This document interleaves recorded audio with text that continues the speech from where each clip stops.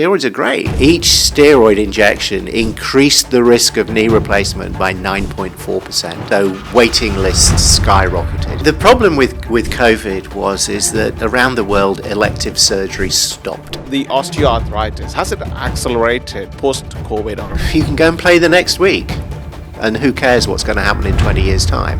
They run out of that office, play 18 holes of golf. Patients love it.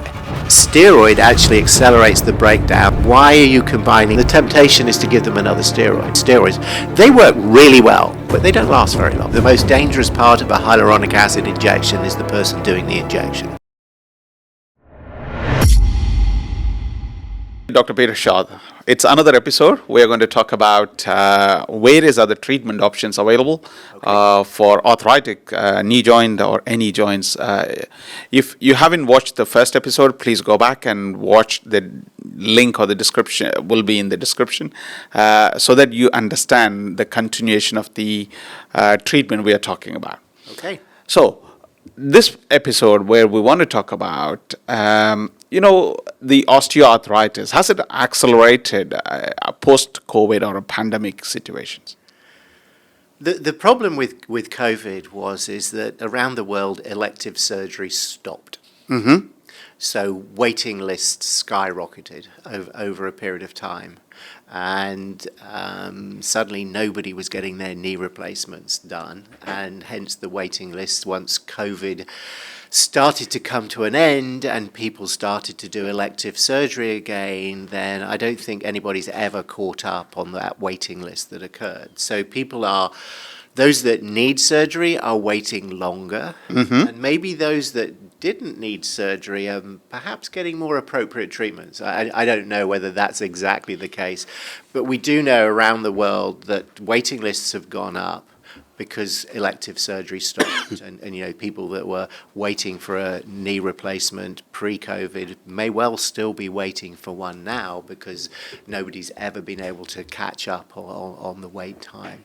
So because people weren't getting elective surgery, we had to really think about what are the treatments that we have available which may delay or negate the need for knee surgery. And I think delay is probably the best way to think. I think if somebody needs a knee replacement, eventually they are going to get one.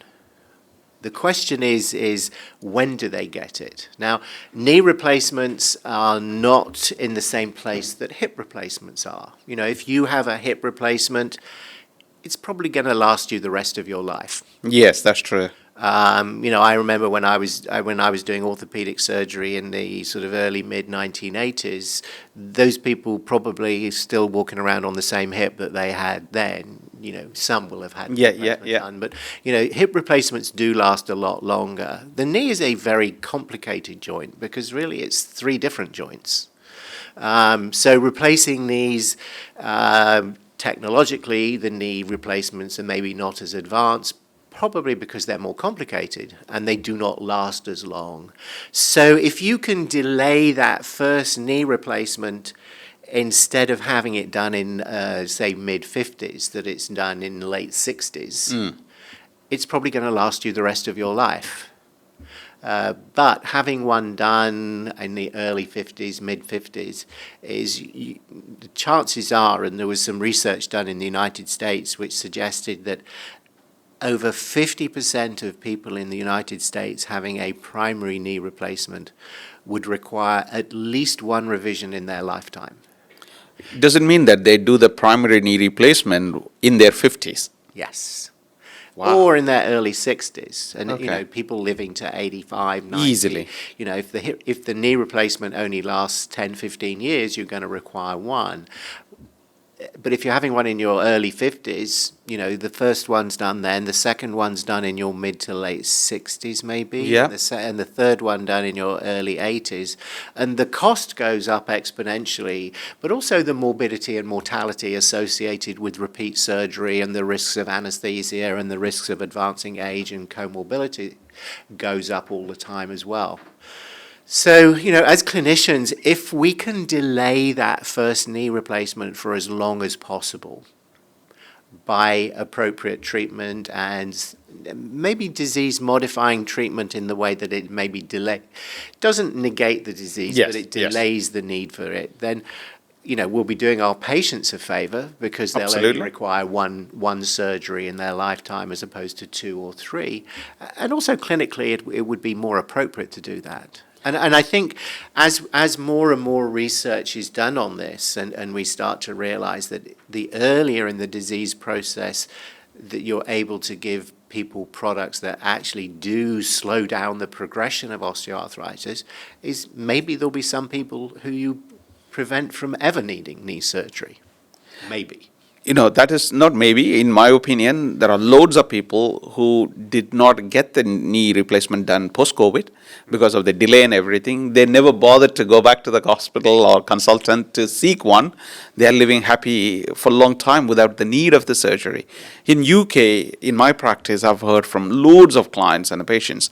They say that I don't need a knee replacement now. As long as I keep my physical therapy going, physiotherapy exercises going, and manage my weight and live a good quality of life, they are okay with that. I would agree with you 100% on that. And that's where it goes beyond just conventional medicine, Yes. treating with drugs and other things. It's a much more holistic approach to basically wellness and looking after your health and looking after your body for as long as you can.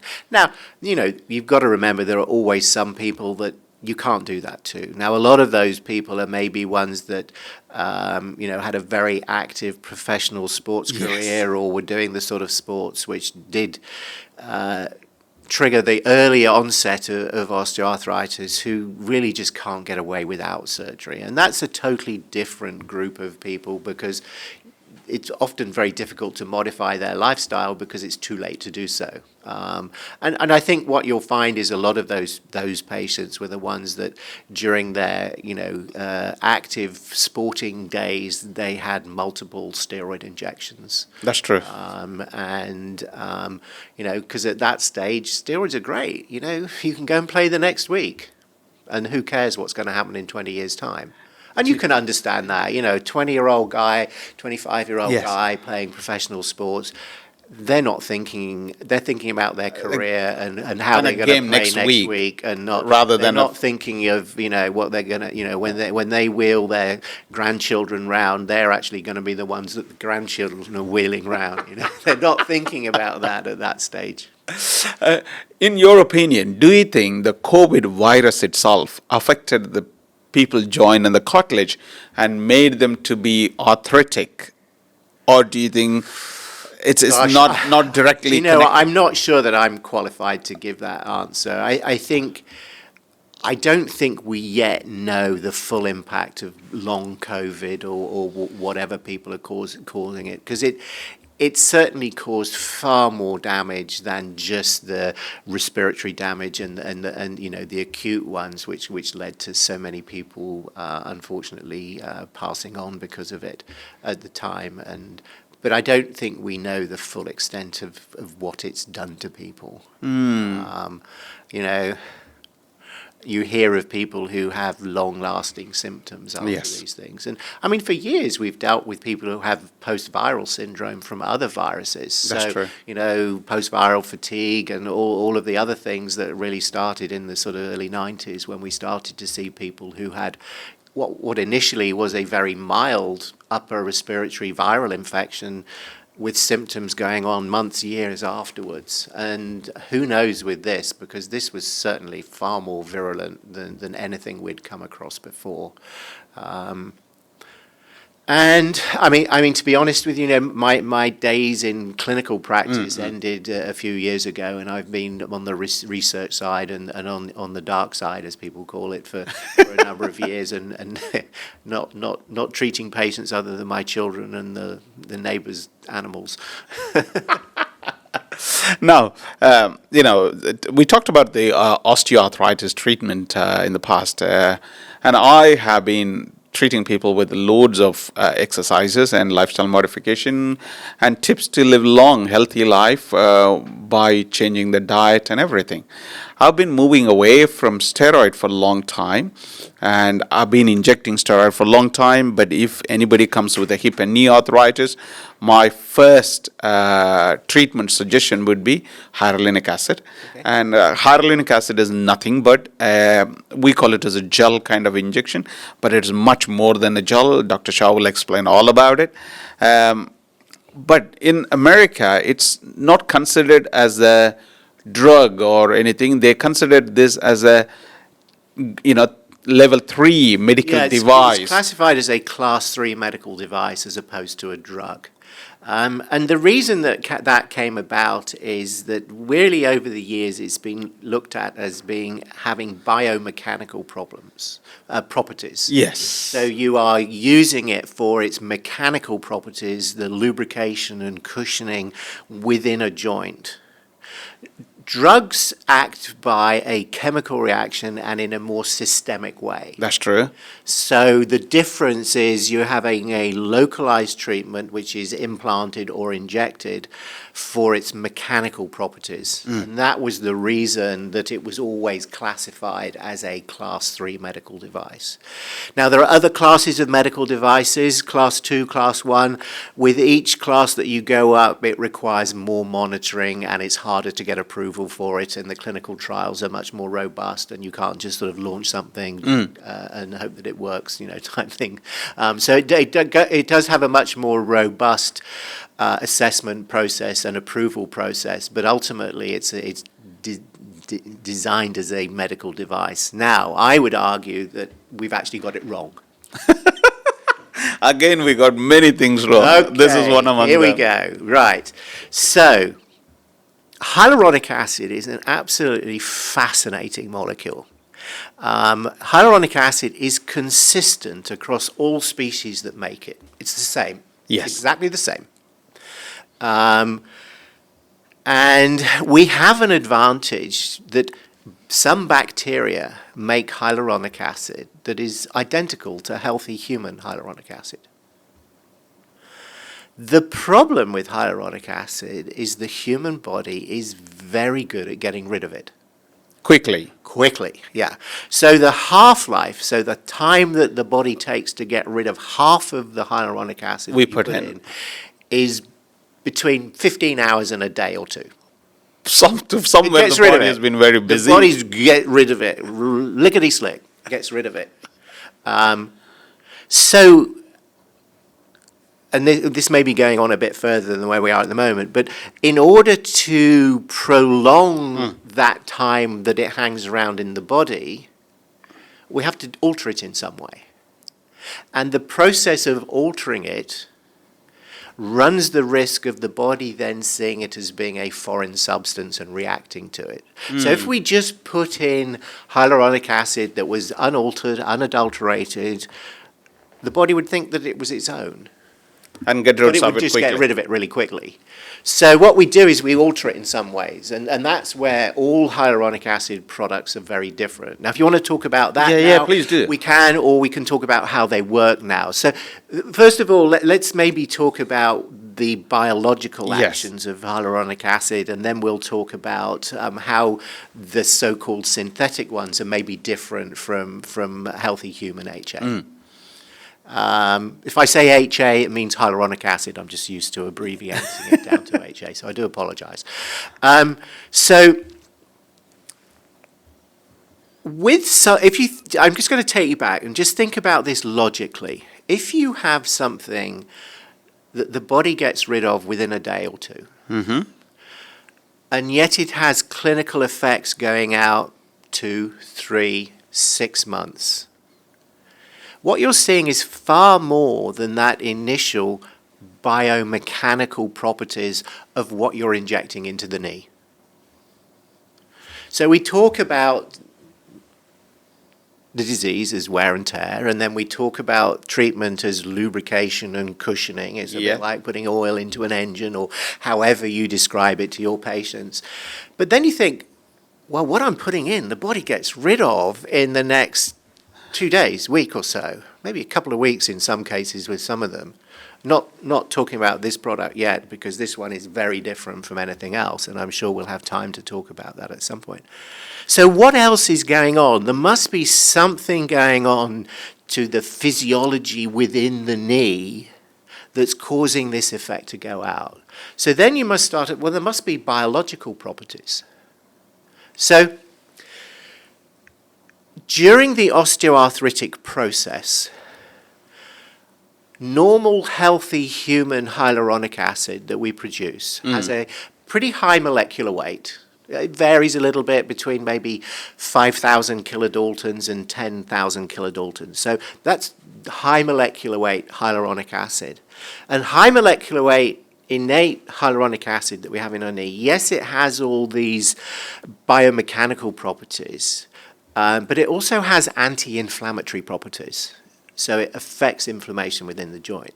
Now, during the osteoarthritic process, you get a breakdown of that natural high molecular weight HA, which has anti-inflammatory properties, to low molecular weight HA, which has less biomechanical properties, but it also becomes pro-inflammatory. So it almost accelerates the disease process at that stage. Now, herein lies something that we've known for a long time, but we've never really looked at properly, is that there were studies done back as far as the mid-1980s which showed that if you put synthetic, we'll call it synthetic, hyaluronic acid into a diseased joint, it actually stimulates the cells that produce hyaluronic acid to start to produce good quality hyaluronic acid again. So here's the first reason why you get effects that go out much longer than you would expect from the half-life of a drug. I mean, if you take a drug, of the injection, if you take a drug that has a half-life of a few hours, let's say you take a sleeping tablet that has a half-life of 3 to 4 hours, you wake up the next morning and it's gone. You take another one the next night. And here we have an injection that has a half-life of 15, 24 hours. So it wears off really quickly. Yeah. So we're not relying on what you injected into the joint is gone. Yes. But it's still having an effect because it changes what's happening within that diseased joint. So the first thing that it probably affects is the quality of the HA that you're producing yourself in the body in itself. That joint, just in that joint. It's not going to affect it anywhere else. It's just only within the joint. Just within the joint that you've injected. You know, it doesn't zip into the bloodstream and go around to your hip and help that out and your big toe or anything like that. It stays within that joint. We also know that as well as the viscoelastic properties of hyaluronic acid and the structural properties and the fact that it does cushion it and it changes when you put stress on it. It's a little bit like a seatbelt. You know, if you're sitting along and you come to a halt slowly, the seatbelt tightens or doesn't do anything. If you stop instantly, it tightens and does that. That's what hyaluronic acid does in the joint when it comes to the lubrication and cushioning against impact and forces. We also know that it has anti-inflammatory properties. So it does affect the inflammatory markers within the joint and reduce inflammation. We also know that it has anti-nociceptive properties, so it affects the pain receptors within the joint. And it reduces their sensitivity, it coats them, and it has an effect on the CD44 receptor, if anybody wants to go and look it up. So it's having other effects within the joints. The research that we haven't done is what does it do to all the other inflammatory markers in the knee, the interleukins and the cytokines and God knows what else we have going on in our knee. And that's where research has really stopped. And it's because these products are class 3 medical devices. So if we did all this research and actually identified that it has much more biological properties, then suddenly somebody may come back and say, okay, we're going to make it harder to get approval because we're going to change its designation from a device to a drug. Yes. And if it does. Now, increasingly, HAs are being looked at as being biologic drugs. Yes, it is. And that's why I think, and I'm open to people challenging me on this, is why I think that what we should be thinking about is the biological properties of these. Not the 'Cause biomechanical properties well, of it. both of them, because they're both important. But the biomechanical properties last longer because you start to produce good quality HA again. That's true. But we shouldn't just concentrate on that. We should also look at all the other effects of this. And why do we see people who've had these products delay their knee replacement by 3, 5, 7 years? It's a lot more than just putting a bit of oil into an engine and protecting it in that way. And maybe we should be concentrating more on the biological properties, because we now have hyaluronic acid injections that can give up to a year's benefit from a single injection. I'm seeing around 18 months to 24 months There you go. worth of difference in people's symptom reoccurring. And, one thing I want to clarify here, the way you explained it as if the seatbelt tightening movement, which is happening around the joint, is that where the fibrous tissues or the collagens bonds together and tight knits? It's the way that the hyaluronic acid works within the joints, and it Lots works of cross-linking. differently. It works in different ways under different pressures. So a gradual pressure and it works in one way, but a constant pressure it is resistant, so it pushes things apart.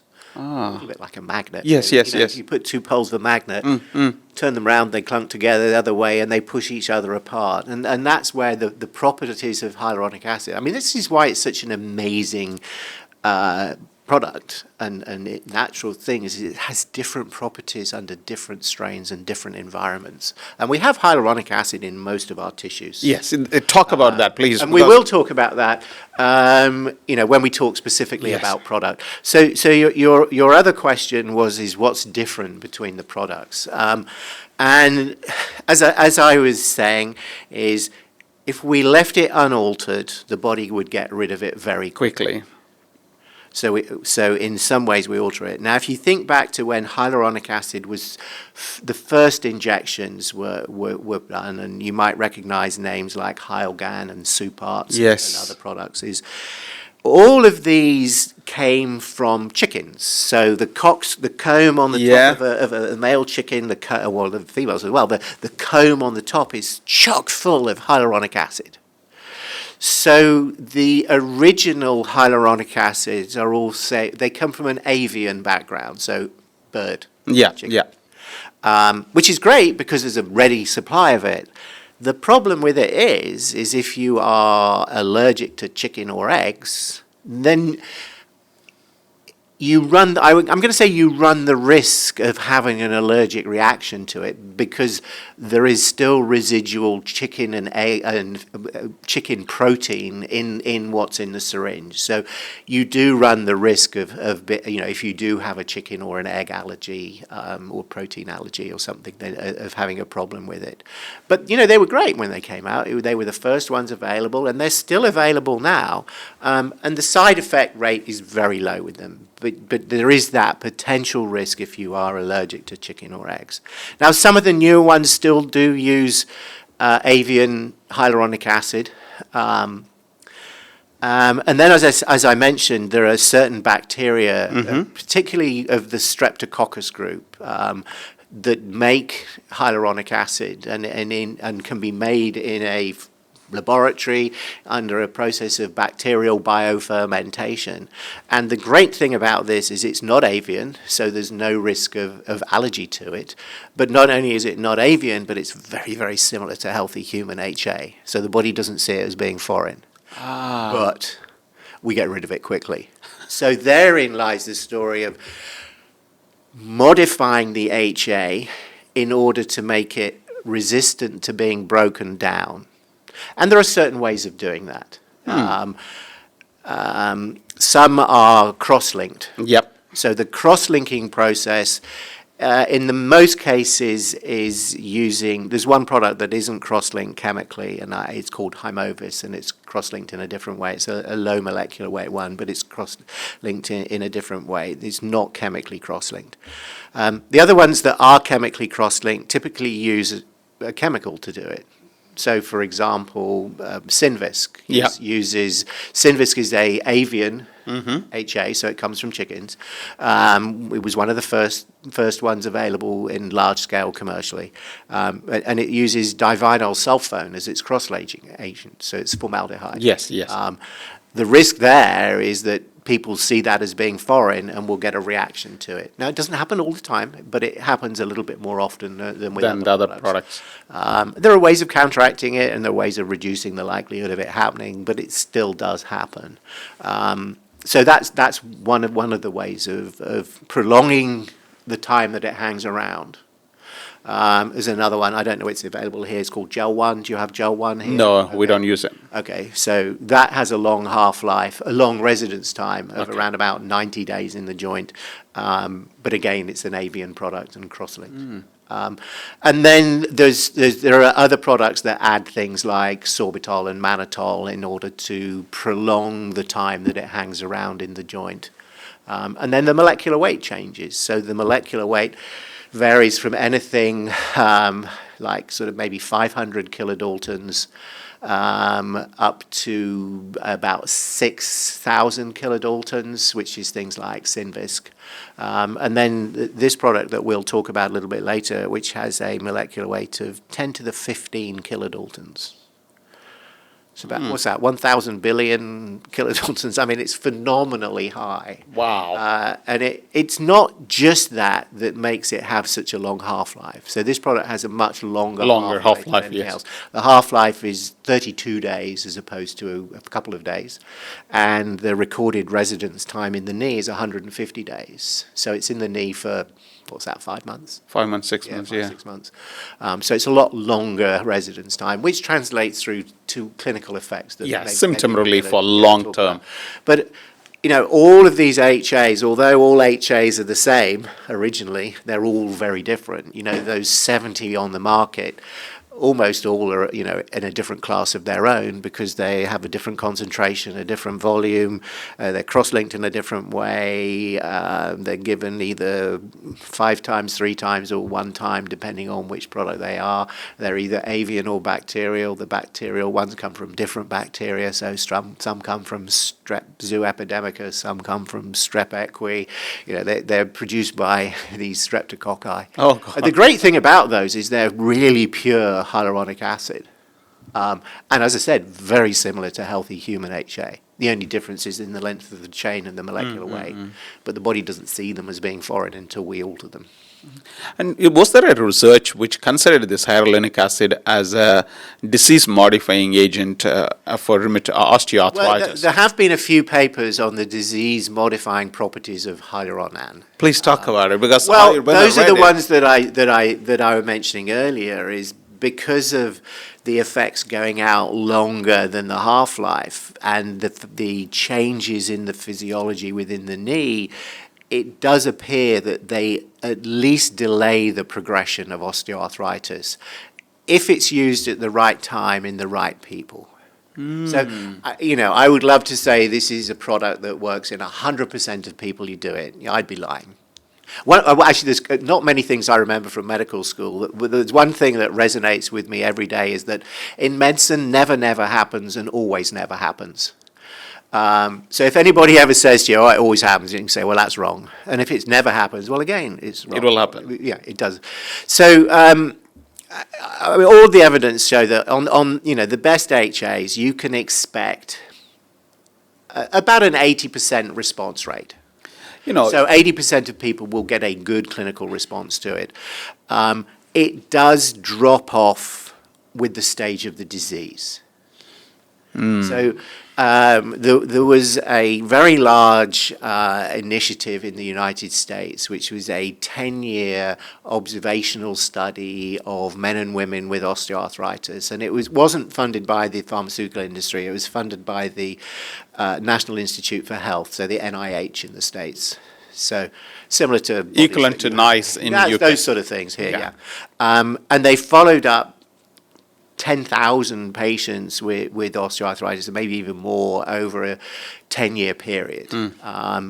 And on the basis of that, and some nice papers came out, and one was how to predict patients that are going to respond best to intra-articular hyaluronic acid. And their results were, I mean, it wasn't rocket science. It's what you would expect from being a clinician all your life, is that the patients who tend to be younger, who have mild to moderate disease with moderate to severe symptoms, so they've got mild to moderate disease, but they've got pain or stiffness or loss of function, who at the start of treatment have a greater medial compartment cartilage volume. So they're at an earlier stage of the disease. And those are the ones that will respond really well to intra-articular hyaluronic acid, and you may well be able to really slow down on the process of the disease. Progression of the disease and delay. And needing their knee replacement for many years to come. Yeah. So that was called the Osteoarthritis Initiative. Now, a number of other papers came out of that same initiative. And one was called the Appropriate Use Criteria. And what that paper did is it looked at 17 different sets of criteria for osteoarthritis, right through from no disease to people with needing surgery. And in the middle, they identified 6 criteria where HAs really do work. There were 10 where they were dubious, 1 where they didn't. So out of the 17, 10 iffy, 6 good, Very 1 good. not at all. And it's exactly what you would expect. It's those patients with mild to moderate disease that do so well with this product over a prolonged period of time. And then the final paper, which may lead us into the next part of what we're going to talk about, was on the use of steroids. And they looked at a cohort of around about 5,000 of those patients, just under 5,000. And of those people who received intra-articular corticosteroids in that 9-year period, nearly a third of them went on to have a knee replacement. So 31.3%, I think, of it went on to have a knee replacement in that 9-year period. Of those that didn't get intra-articular corticosteroids, 5% went on to get a knee replacement. So, and what the authors concluded was that each steroid injection increased the risk of knee replacement by 9.4%. That is shocking. But if you think to what we know, and the paper that I was mentioning in the last episode, about people who get regular steroids, is patients love it. Yes, because it you makes give them a steroid, they easier. run out of that office and they go and play 18 holes of golf and they sing hallelujah and do whatever, and the world's great. Sleep well and They everything. do. I mean, it is great. The problem is it doesn't work. Now, I'm not saying there isn't a place for steroid. Because if somebody comes in and sees you and they have an acutely inflamed knee, and you drain 20, 30 mils of More than that. of whatever off it, those are the people that you put steroid in and then start hyaluronic acid 3 to 4 weeks later. Do not combine the two. Combining the two... But there has been some practice in UK. I've seen people using... And there's even a combination drug of it now where there's triamcinolone and an HA in the same syringe. And Really? Yeah. Please, Oh, God. Please don't use it. Please don't use it. But my argument to you is, why are you combining the two? Yes. Because we know that steroid actually accelerates the breakdown of HA, first reason. The second reason is that an acutely inflamed knee actually breaks down HA even quicker as well.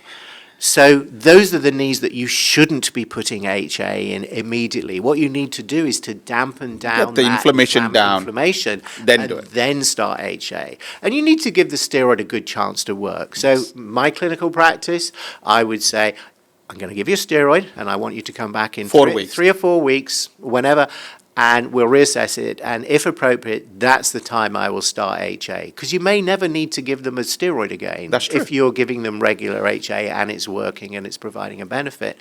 And, if they're lucky, they won't need it again. But repeated steroids is not a good idea. But my practice is exactly the same way. If the knee joint or any other joints are quite angry and acutely painful, I use a steroid, dampen everything down for at least 4 weeks' time, then bring them back, do the Ostenil or Duralane products, and they work amazingly well.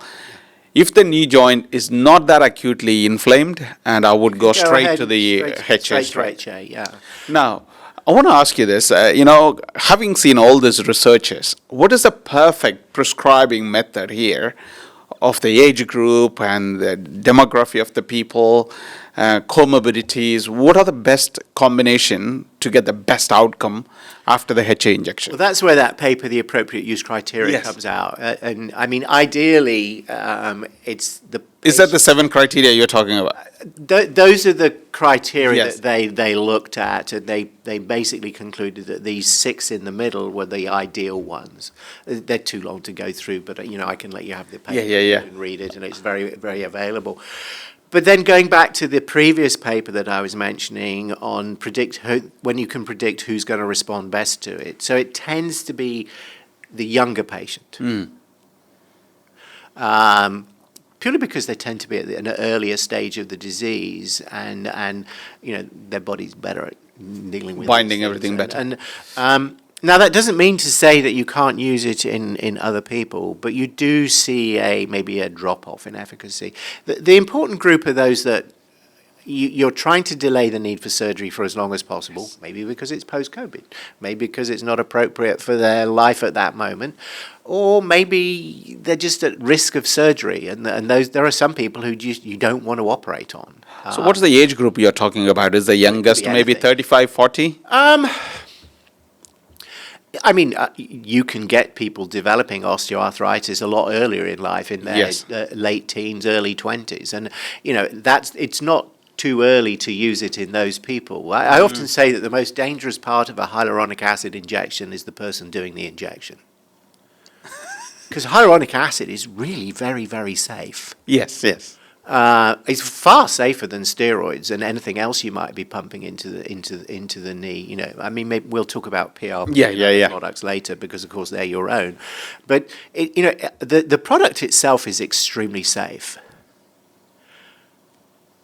But if you miss the joint and hit something else, then there's Bursa or a fat pad. Yeah, the fat pad is probably the most painful one because it's full of nerve endings. Hoffer's fat pad lies right behind the patella tendon. Yes. And if you use one of those anterior inferior roots, then the risk of hitting it, if you're not using ultrasound is much higher than if you use the superolateral or lateral mid-patella route for injecting. The great thing about most of these products is their half-life is very short, so the side effects last a short time. But with one of the products that has a very long half-life, the last thing you want to do is miss the joint. Yes. Because the side effects will last 4 to 6 weeks. The clinical effects. The patient will hate you forever. Well, they'll probably never come back. Yeah. So they'll go and see someone else. And they'll blame the product, but really it's not the product. It's the person who did it. The person doing it. I have to be very diplomatic when I deal with all the adverse events coming in on products and things. The way I talk to clinicians is to get them to work out why something's gone wrong and not me tell them, actually, it's you.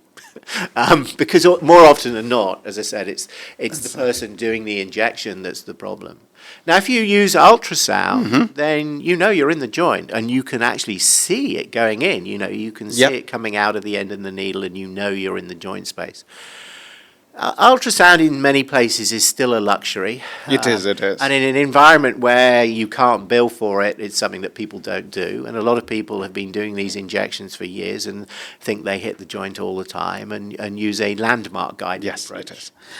In all of our clinical trials, we can't stipulate that people use ultrasound, because if we do, the product's only indicated for use under guidance, and that's not what we want.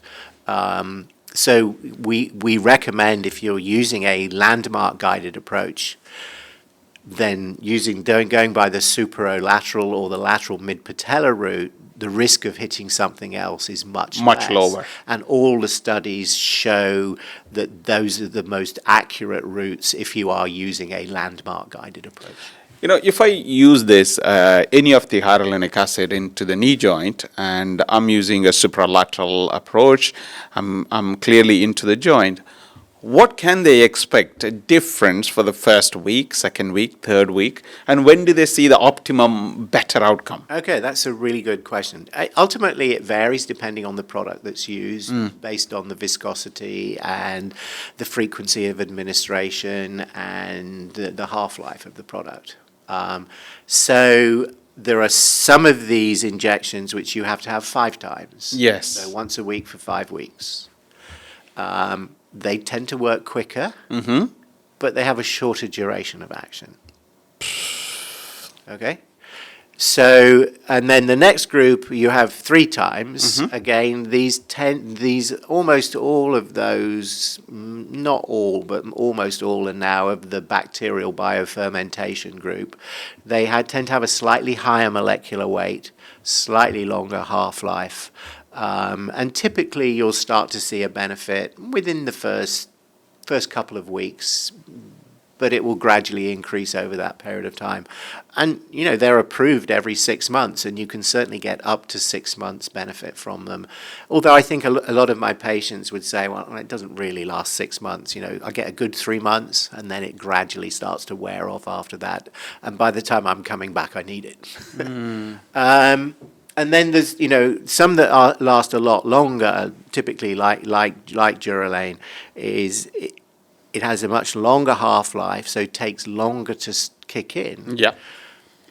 But then lasts a lot longer clinically, efficacy-wise. Now, a lot of patients, because all of the products have some viscosity to it and some more viscosity, well, actually, they shouldn't get pain at the time of injection. Pain at the time of injection means you've hit something else. Yeah, we are in a wrong You're putting spot. it into a space. Yes, yes. Now, they may feel a bit of fullness and a bit of tightness in their knee, and especially with some of the more viscous ones, may feel, actually, as they walk out of the office, they feel it, and they feel better because because it's thick and things. The true sort of pain-killing activity and anti-inflammatory properties and the full benefit usually takes about 4 weeks before they get it, and then can last anything up to 6 months or longer. Is all the hyaluronic acids are synthetic, or some of them are plant-based? I don't know of any ones used in a joint that are plant-based. Okay. All of them They're all either avian or bacterial. Okay. I think plant-based ones are used in other parts, but I don't know much about plant-based ones, so maybe I'm not the right person. I can't think of any of the injectable ones that are plant-based. Okay. Somewhere I got that information that there are loads of. I mean, is bacterial plant? Is it a No, plant? it's not. It's not. Is it? No. And is all the hyaluronic acids are the same, even though? Hyaluronic acid is the same across all species until we modify it. Okay, and which are why do we modify it, and what do we get out of it? Well, the reason we modify it earlier is to make it last longer, because if we didn't modify it, the body would get rid of it. Quickly. Almost before you finish the injection. I mean, not quite, that's an exaggeration, but the body's very, very good at getting rid of hyaluronic acid. So the reason for modifying it is to make it resistant to being broken down in the body. There was a research which compared the better outcome of hyaluronic acid against the corticosteroids, which we call it as a steroid in UK. Can you talk about that research outcome, please? I can talk about one study, which is with our product, Durolane, which was a direct comparison between Durolane and methylprednisolone acetate, which is a commonly used steroid in North America. Now, steroid works. So the way the study was designed, and it was a level 1 investigator-initiated study by an orthopedic trauma surgeon in Canada, a gentleman by the name of Ross Layton. And he designed the study, and the patients were randomized to get either Durolane or methylprednisolone at the beginning of the study. And they were all people with mild to moderate disease, so KL2, KL3 disease. And it was a double-blind, active control, randomized study against methylprednisolone acetate. And then at 6 months, it became open label. So at 6 months, everybody was offered an injection of Durolane, but they were followed up for 6 months. Now, It's as you would expect. For the first couple of months, 3 months, there was very little difference between Durolane and methylprednisolone acetate. But between 3 and 6 months, the effects of steroid completely dropped off, but were maintained with Durolane. That's good. And that's what you would expect. Yes. You know, for anybody who's treated patients with steroids, they work really well, but they don't last very long. Yes. And the temptation is to give them another steroid, but maybe that's not the right route. And then at 6 months, everybody was offered a second injection, but they all were going to get Durolane. Now, the patients that had Durolane first time round got an additive effect from the second one. So it was cumulative effect. The patients who got steroid first time round got a good effect from the Durolane. Now, there were a number of patients in that study who got Durolane first time round who declined a second injection of Durolane at 6 months because they still had an effect from the first one and didn't need another injection. Perfect. Wow. That's a very good study. And there was another one research where I read Durolane was compared to another hyaluronic acid, wasn't it? Yes. Can you talk about that one? Because that will really give the difference to my viewers who are either patient or physios who are injectors. Okay. They can understand which product they would prefer. And even though I love this product and I've been using it for 3 years, I'm getting amazing results out of it. Okay, so this study was an independent study done in the United Kingdom. That's the reason I read it in the European Journal. Probably, by Mr. McGrath. Yes, So Mr. London-based. McGrath was an orthopedic surgeon, and he did a study which was it's a level 2 study really, but a direct comparison with Synvisc 1. Yes. So patients were randomized to get either Durolane or Synvisc 1, and then followed up for a period of time. And it's as you would expect. For the first 3 months, Same result? they were about the same. There was a very slight numerical advantage of Durolane, but it wasn't statistically significant. So for the first 3 months, basically they performed the same. But between 3 and 6 months, the effects of Synvisc completely dropped off, but were maintained with Durolane. And the Durolane group had a 41% lower VAS score at 6 months compared with those patients getting Synvisc.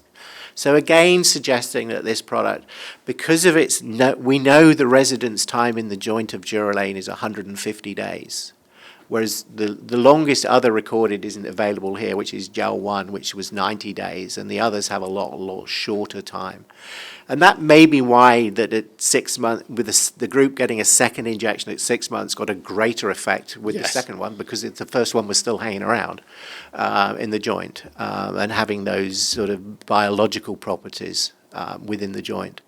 And there have been a number of studies that have been published recently from around the world. All of them actually nicely independent. They're not ones that were initiated by the company. Or sponsored by any of these? No, that have been published in the last couple of years, showing that patients were getting anything up to 466 days benefit from a single injection. And there was one study that showed that patients between their first and third injection were getting nearly 5 years benefit. I've seen up to 3 years. Third injection. 3 years. So yeah, you know, I think an awful lot more research needs to be done. And if there's more time in our next episode, we'll talk about how this product is so very different from anything else. You know, for full disclosure, anybody watching this, we were not supported or funded by any of these products we are discussing. I'm an independent practitioner. I'm a fully qualified non-medical prescriber. I've done my researches for weeks and weeks, and I've been using this product for 3 years. I have used other products. I'm still using other products as well. And my aim is to get the best one for my client group so that they last longer. And I would treat my client group as my own family members need it. My mother-in-law uses this all the time. Good. She's in need of knee replacement, and she thinks, I'm okay. Every 18 months or 2 years, I'm getting one shot. That's keeping me going. And she doesn't want a surgery at all. Awesome. Well, while we're being honest about things, I should say that, for full disclosure, I am a paid employee of Bioventus. I hope that my opinion is as unbiased as it could be, given the fact that I've been using these products for long before this product was ever born and thought of. And I actually have a practical knowledge of almost all of the HAs that are available. But more importantly, ultimately the most important thing is what's right for the patient. For the that client, you're seeing. yes, absolutely. And that's what it all comes down to, is making sure that that patient gets the best product for them and is aware of the possibilities that are available. Absolutely. And we're all bound by our professional values and the code of conduct. We follow that way. But that's enough of HA, I think, and amazing conversation. So many researchers have read, and it's accurate and it's doing really well. As you rightly say, we need more researchers, and stay tuned. And we got one more episode to come that will talk all about other treatment options we could have for a knee arthritis. Looking forward to the next one.